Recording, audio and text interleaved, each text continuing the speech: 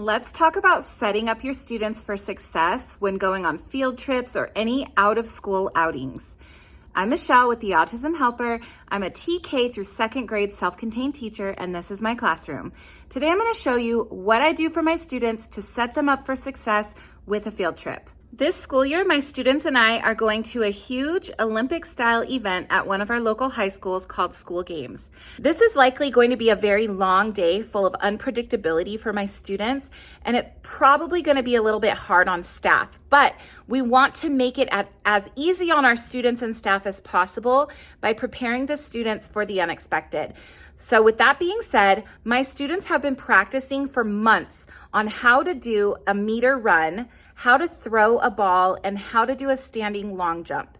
I've also been preparing them on what they can do if they're feeling nervous or worried and what they can do while they're waiting. So let's take a look. Something that has been incredibly helpful when preparing my students for our School Games event is this social narrative that I created using images from Google.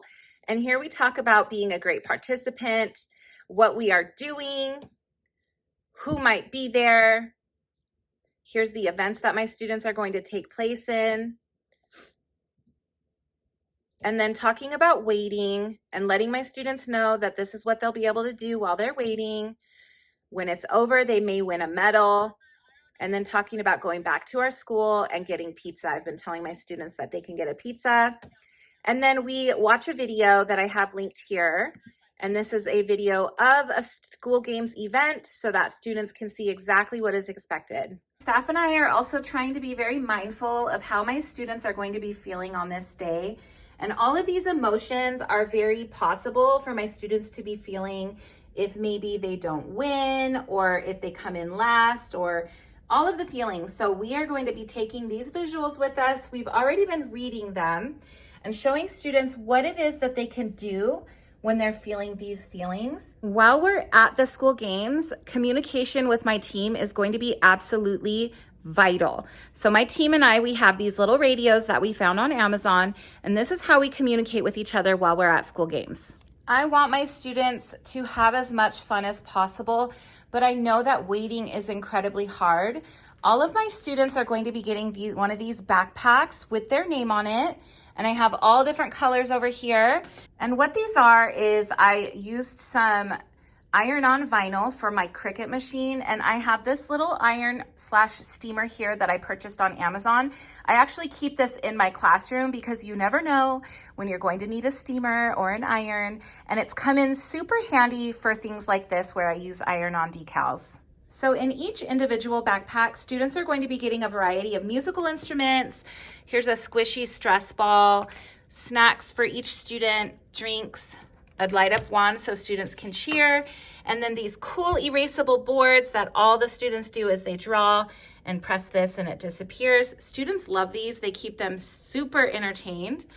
Then we are also going to make sure that we pack baby wipes and headphones for our students because that's going to be super overstimulating for some of our kids.